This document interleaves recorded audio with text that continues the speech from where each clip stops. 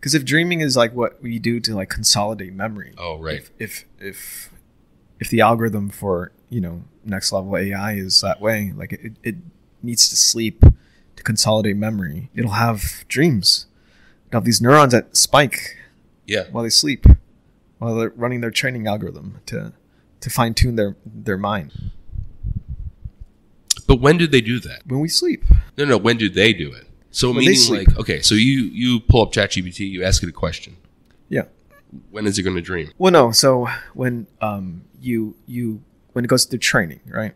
Right now it's all inference. So this is a different kind of model type. Okay. But I guess you can imagine when you do training, when you do batch training on a model, in the end you have to do back propagation. Mm-hmm. This back propagation is effectively you change the weights of the brain. You can view that as your mind firing because it's changing, right? And maybe based on how those weights change, maybe it shoots out like pictures of horses. Yeah, that's probably what dreaming is. Yeah. Like just pictures of things. It's just updating the weights in your brain. And you're just kind of like this firing things that happened during the day or whatever. So during back propagation in a large language model, that's probably happening too. I think that's the best kind of analogy for what dreaming is to us. It's like what we do to update our minds. Or perhaps we even need it to like experience back propagation. Yeah, I think I talked to you about this like when I was looking at some of these AI generated like versions of popular movies. Like there was an AI generated version of Lord of the Rings in some other director's style.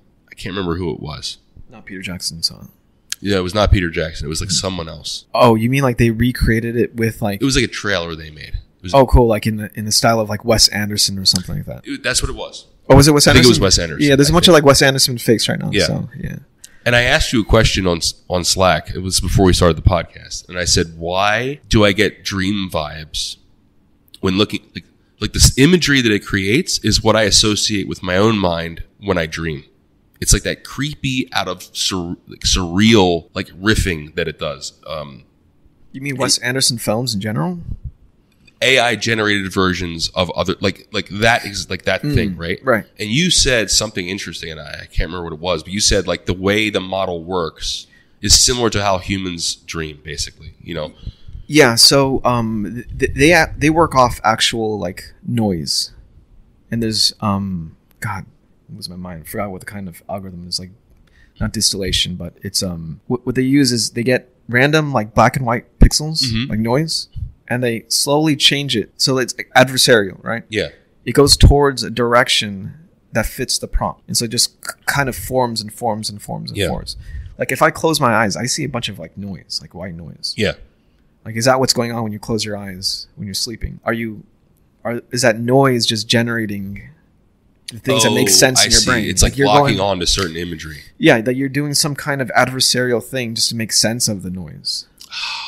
Yeah, this is what you said. Yeah. Yeah. Like, is that what's happening in your mind? So it's simulating, trying to make sense of noise in your brain. That's what it was. It blew me away because that could explain why I get that feeling of like this is dreamlike when I see these things. Yeah, I think because it is the algorithm, right? That's the literal algorithm for it. I wonder if the human mind is something similar when your eyes are closed. It's things like that make me believe that we're not that different from these things, right? Like we are vastly different in a lot of ways, but I'm saying like we're not as different as people think. I think I think it's because these neural networks are based on actual like biological model. Yeah. Right. Like it's heavily influenced from it. Like convolutional neural networks is effectively how your eye works, like clumps neurons together into a visual output.